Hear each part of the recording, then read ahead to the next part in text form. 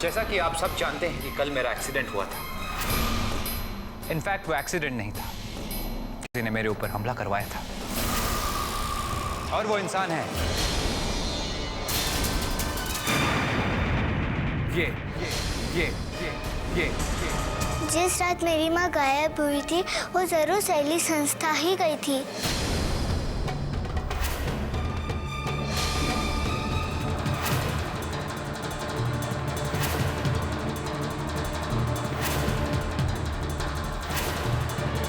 पापा, मुझे आपकी मदद की जरूरत है।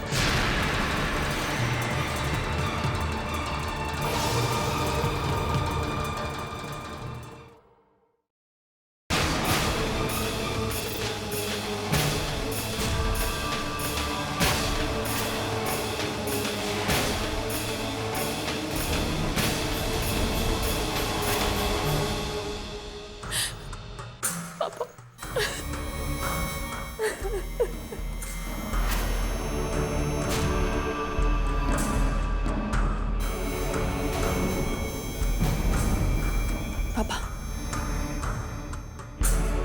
मैं वंश और उसके परिवार को तबाह करना चाहती हूँ।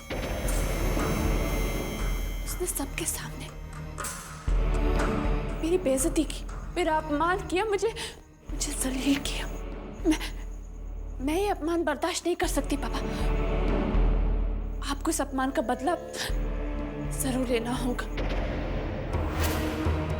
वरना मैं खुद से नफरत करने लगूंगी।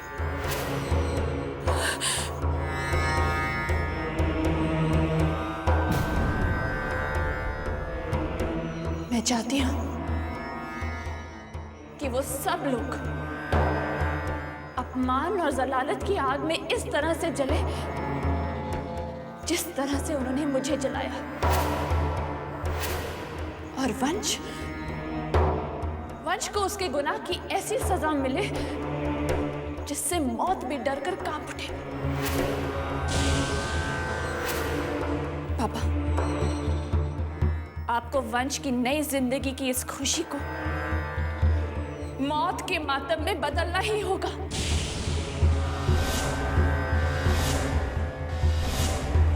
तब कहीं जाकर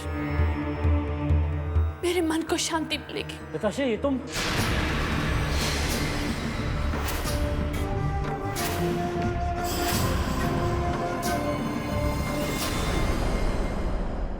चलिए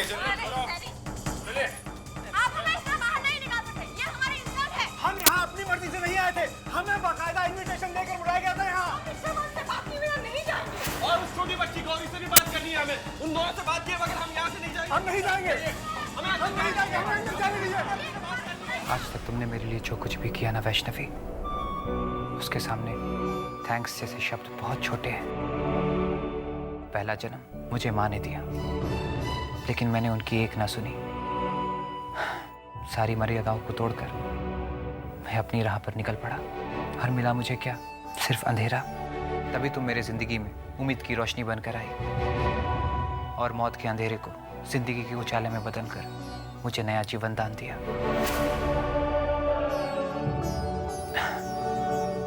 अब मैं तुमसे वादा करता हूँ वैष्णवी, आज के बाद मैं तुम्हें कभी शिकायत का मौका नहीं दूंगा। मरते दम तक इस रिश्ते को निभाऊंगा।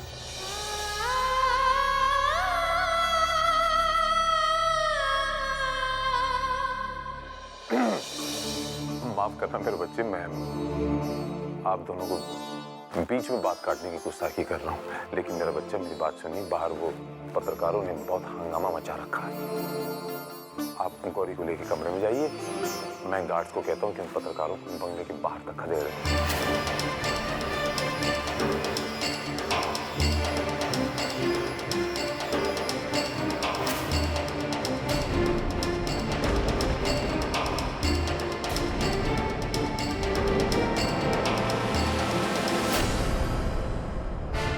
मुझे तुमसे ऐसी घटिया हरकत की उम्मीद नहीं थी। अगर तुम्हें पता था कि हम प्रेस वालों से तुम्हारे बारे में ही बात कर रहे हैं, तो तुम्हें बीच में आकर सारा मामला गड़बड़ करने की क्या जरूरत थी? मुझे कुछ समझ में नहीं आ रहा भैया कि आप चाहते क्या हैं आखिर। आप मेरे पत्नी के ऊपर गलत गलत इल्जाम लगाए, उसके ऊपर मेरे कत्ल के और न जाने कितने कितने घिनौने इल्जाम लगाए, और मैं सब कुछ चुपचाप सुनता रहूं, देखता रहूं, कुछ ना कहूं। हाँ, मैं यही चाहता हूँ। अरे इतनी बड़ी बात कहने से पहले एक बार हमसे पूछ तो लिया होता। हम बता दे तुम्हें तुम्हारी धर्मपत्नी की असलियत, उसका प्यार, उसकी वफा, ये सब एक नाटक है, एक पतिव्रता स्त्री के पीछे बस बस बस, एक और लफ्ज कहा ना तो मैं सारी मर्यादाओं को भूल जाऊंगा कि आप मेरे बड़े भाई हैं। मुझे मेरी मर्यादाओं को भूलने पर मजबूर ना करे तो अच्छा होगा।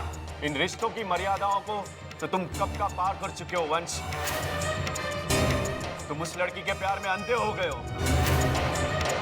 अब भी वक्त है वंश, अपनी आंखें खोल और पहचान उस लड़की को। मैं तो कहता हूं उस लड़की को धक्के मारकर इस घर से बाहर निकाल दे। बस कीजिए भैया, मेरी सब्र का इम्तिहान ना लीजिए वरना। ना क्या कर लेगा तू? अरे तू कुछ कर ही नहीं सकता क्योंकि तू डरपोक है, और आज इसका सबूत तूने मेरा गिरेबान पकड़ कर दे दिया है, क्योंकि सच सुनने की ताकत नहीं है तुझमें। उस लड़की के चक्कर में तू पागल हो गया है, तेरा दिमाग खराब हो गया है।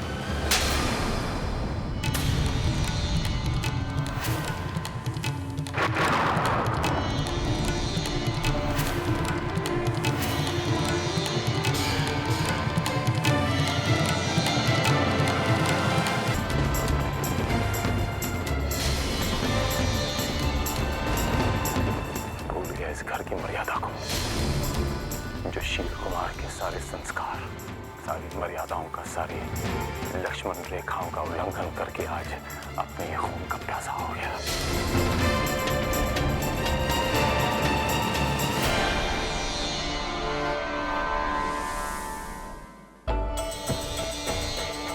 मैंने तुमसे कहा था वंश के अंदर जाओ।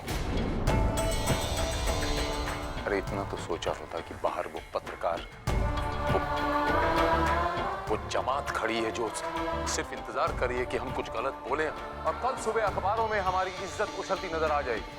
अरे इतना तो समझो, ऐसे संकट काल में अगर हम एक रहें तो बाहर वाला कोई हम पे आक्रमण नहीं कर पाएगा, कोई उंगली नहीं उठा पाएगा। ये जो लोग बाहर खड़े हैं ये हमारे कोई नहीं है, लेकिन तुम तो मेरे खून हो। इतने सालों की कमाई हुई इज्जत तुम एक मिनट में मिट्टी में मिला दोगे? किसकी शय पे कर रहे हो तुम ये सब? क्यों कर रहे हो ये सब? क्योंकि आपने हमें मजबूर किया पापा जी। गौतम, माफ कीजिएगा पापा जी, आज तक मैंने अपने रिश्ते का मान रखकर आपके सामने कभी जबान नहीं खोली, लेकिन आज मजबूरन मुझे ये कहना पड़ रहा है कि इस परिवार को नजरअंदाज करने की शुरुआत किसने की? आपने। उस बेगानी लड़की के लिए अपने खून के रिश्तों को दांव पर किसने लगाया? आपने। इस परिवार की अखंडता किसने तोड़ी? आपने। हमारे साथ जाति किसने की? आपने पापा जी, आपने।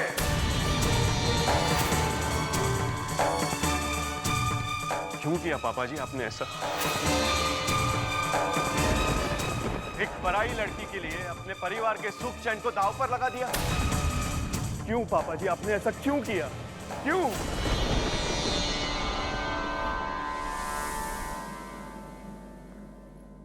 गौरी बेटा, नीचे आप अपने चाचू से मम्मा के बारे में क्या बातें कर रहे थे?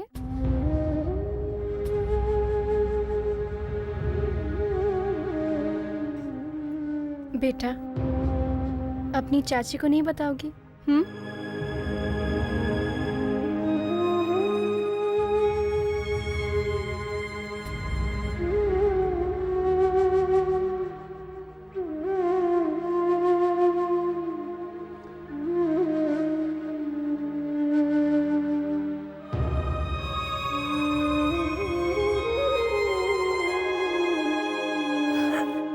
गौरी बेटा, ऐसे रोते नहीं है, देखो मेरी तरफ और बताओ क्या बात है।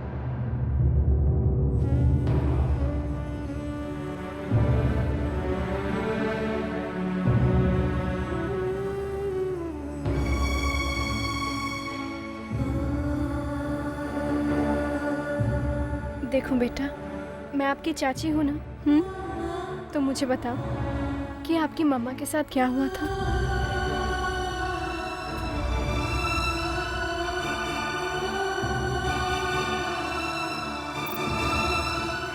सॉरी चाची, अगर मैं ये बात आपको पहले ही बता देती तो आपको इतनी प्रॉब्लम नहीं आती, लेकिन मैं अपना प्रॉमिस नहीं तोड़ना चाहती थी।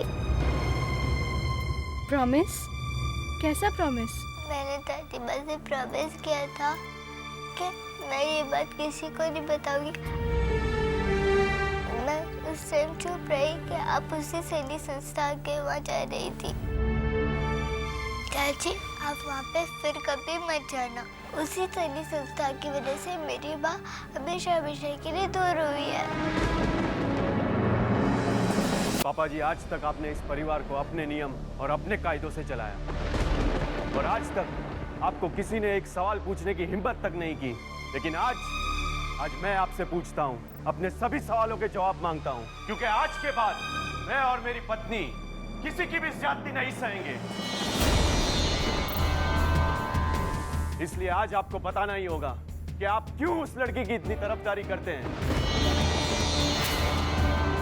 क्यों उसे आप हमेशा बचा लेते हैं, और क्यों वो आपके लिए इतनी खास है।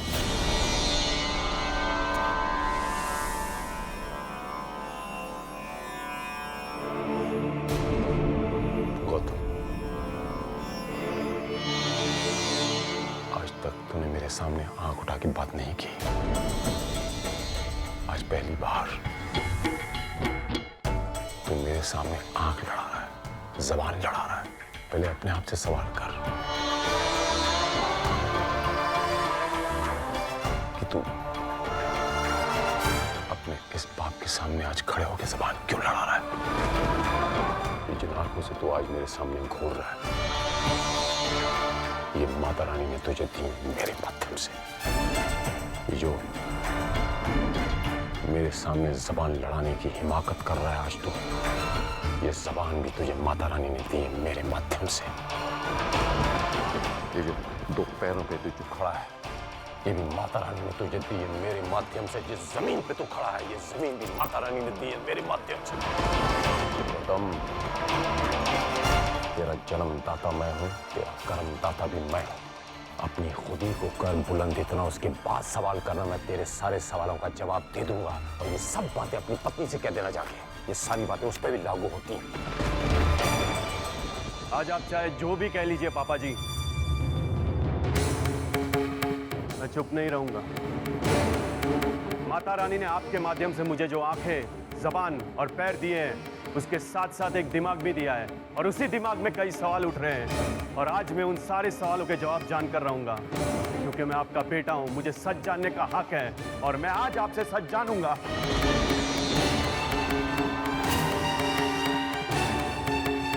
पापा जी, आज सिर्फ मैं ही नहीं, सारी दुनिया अपने सवालों के जवाब मांग रही है। बताइए पापा जी, सच क्या है? आप हम सबसे क्या छुपा रहे हैं?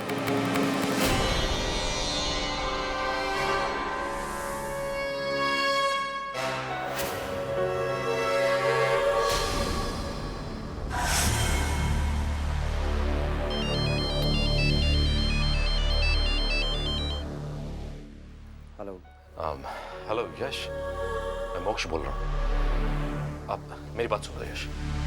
देखो, मैंने तुम्हें आगाह करने के लिए फोन किया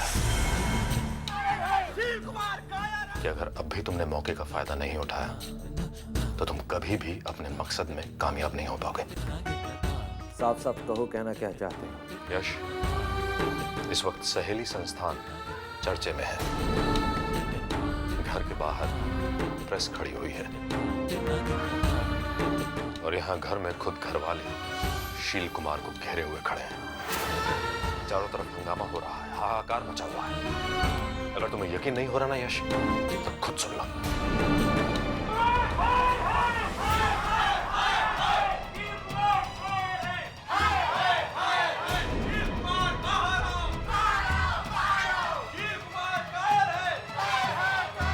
बोलिए पापा जी, आखिर उस सहेली संस्थान में ऐसा क्या है जो आप मीडिया वालों को बताने से डर रहे हैं?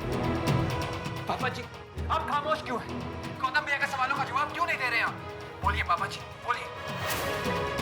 अगर सहेली संस्था में कुछ भी उल्टा सीधा चल रहा है तो उसे सबके सामने एक्सपोज करने में आपको प्रॉब्लम क्या है? ये मेरी माता रानी के अलावा किसी को जवाब देने की जरूरत नहीं है वंश।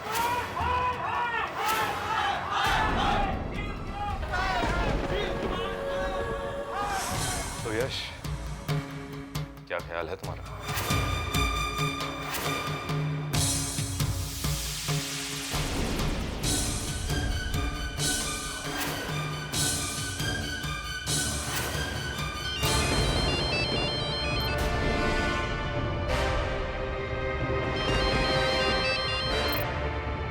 हेलो, अरे यार, तुम कितने घटिया और बेकार किस्म के आदमी। हाँ, यह लोहा गर्म है और उस पर वार करने की बजाय तुम हथौड़े को तालाब में फेंकने जैसा काम कर रहे हो। तुम्हें हो क्या है? मुझे तो लगता है कि तुम कुछ कर ही नहीं सकते। जिस दिन, जिस पल का तुम बरसों से इंतजार कर रहे थे, आज वो दिन आ गया है। तुम्हारे दोनों भाई तुम्हारे पिताश्री को कटघरे में खड़ा करके सवालों की तोप दाग रहे हैं। सारा मीडिया शील कुमार को घेरे हुए खड़ा है और तुम